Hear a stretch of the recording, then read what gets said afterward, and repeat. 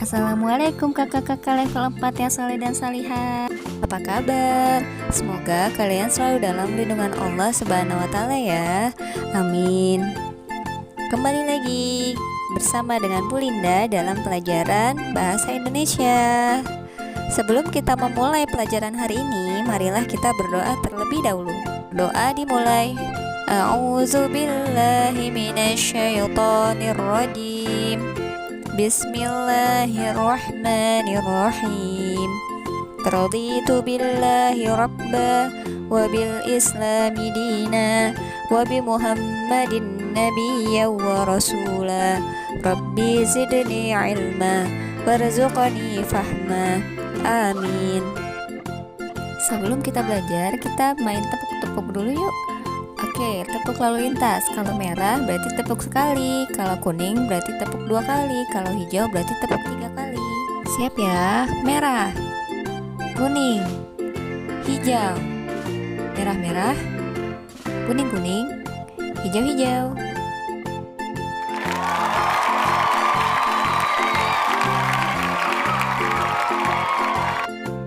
Minggu lalu kita belajar tentang ide pokok. Ide pokok adalah gagasan dalam pengembangan paragraf.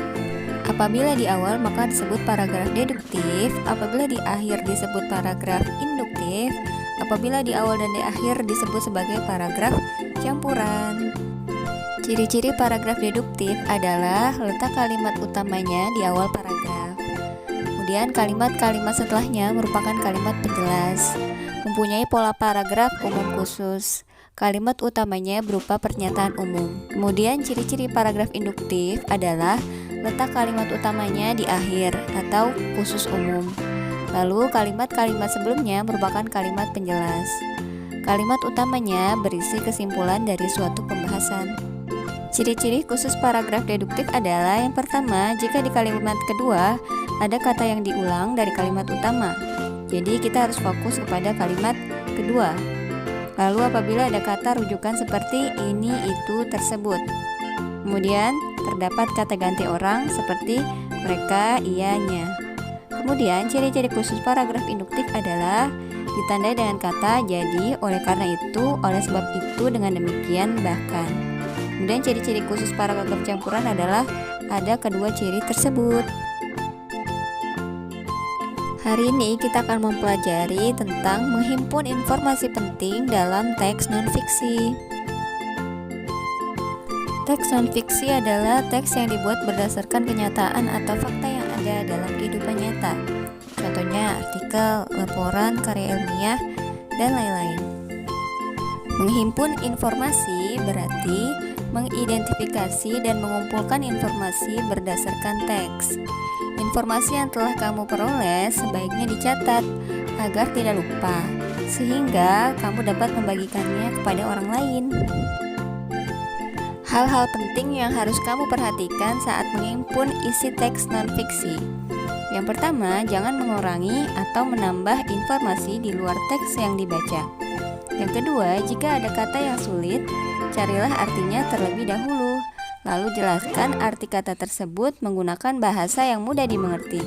Yang ketiga, catat dan jelaskan bukti atau fakta yang mendukung isi teks.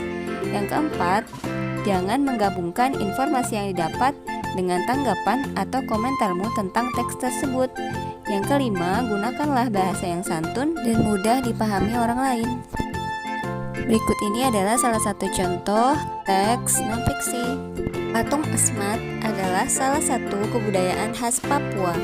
Hasil kesenian mengukir suku Asmat tersebut merupakan bentuk kepercayaan mereka terhadap arwah nenek moyang. Kepercayaan suku Asmat disimbolkan dalam bentuk ukiran. Kita bisa mencari makna dari istilah-istilah yang ada di paragraf untuk menambah pengetahuan dan pemahaman kita. Contohnya adalah patung adalah tiruan bentuk orang, hewan, dan sebagainya yang dipahat dari kayu atau batu. Kebudayaan adalah hasil kegiatan dan penciptaan batin atau akal budi manusia seperti kepercayaan, kesenian, dan adat istiadat. Mengukir adalah menggores untuk membuat lukisan pada kayu. Nenek moyang adalah leluhur. Suku adalah golongan orang sebagai bagian dari kaum yang seketurunan. Sekarang kita bahas tentang ide pokok ya. Untuk mencari ide pokok, kita perlu membaca kalimat 1 dan 2. Patung Asmat adalah salah satu kebudayaan khas Papua. Hasil kesenian mengukir suku Asmat tersebut.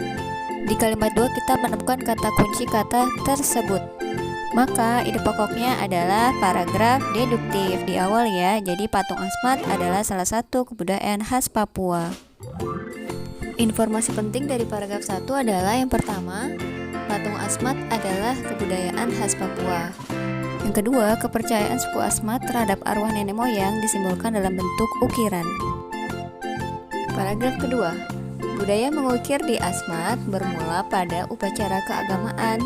Misalnya upacara kematian untuk menyemayamkan arwah nenek moyang. Penduduk suku Asmat membuat patung-patung yang menyerupai arwah nenek moyang tersebut. Setelah digunakan dalam upacara kematian, patung itu ditinggalkan dalam rawa. Hal itu sebagai wujud pengabdian para arwah untuk menjaga hutan, sagu, dan pohon palem yang menjadi sumber makanan utama suku Asmat di Papua. Dengan demikian, kesejahteraan suku akan tetap terjamin. Ternyata itu adalah kepercayaan dari suku Asmat. Nah, kita lihat untuk ide pokok, lihat kalimat pertama, kedua, dan juga kalimat akhir ya. Di sini kita melihat adanya kata yang diulang di kalimat 1 dan 2 ya, yaitu kata Asmat. Di kalimat akhir juga ada kata dengan demikian. Maka ini disebut sebagai paragraf campuran deduktif-induktif. Ide pokoknya digabung menjadi kesejahteraan suku Asmat akan tetap terjamin dengan adanya upacara kematian. Lalu informasi penting paragraf kedua adalah budaya mengukir suku Asmat bermula dari upacara kematian. Yang kedua, penduduk suku Asmat membuat patung menyerupai arwah nenek moyang. Yang ketiga, di dalam kepercayaan suku Asmat terdapat pengabdian arwah. Jadi menulis informasi penting itu artinya kalian menulis poin-poin pentingnya ya, atau ringkasannya. Paragraf 3. Sejak zaman kolonial Belanda, patung Asmat dinilai sebagai benda primitif dan kuno. Benda tersebut dianggap sebagai wujud kepercayaan masyarakat Papua terhadap arwah-arwah jahat. Akan tetapi, anggapan hilang bersamaan dengan semakin terkenalnya ukiran suku Asmat tersebut. Hal ini juga terbukti dengan adanya patung yang tersimpan di Museum Dunia. Nilai patung Asmat menjadi tinggi, setara dengan barang-barang hasil kebudayaan Eropa dan benda-benda seni dari Sungai Nil, Euphrates, Gangga, dan Indus. Perhatikan kalimat 1 dan 2. Apakah ada kata yang diulang? Tidak ya. Namun di kalimat kedua ada kata benda tersebut. Sudah dipastikan ini adalah paragraf deduktif. Ide pokoknya adalah anggapan patung Asmat sebagai benda primitif dan kuno. Informasi penting paragraf 3 adalah patung Asmat dianggap sebagai benda primitif dan kuno sejak zaman kolonial Belanda. Yang kedua, ukiran suku Asmat semakin terkenal. Yang ketiga, patung Asmat tersimpan di Museum Dunia. Nilai patung Asmat setara dengan benda-benda seni Eropa dan lainnya. Terima kasih kakak-kakak yang sudah mengikuti pembelajaran pada hari ini. Akhir kata, Ibu mengucapkan wassalamualaikum warahmatullahi wabarakatuh.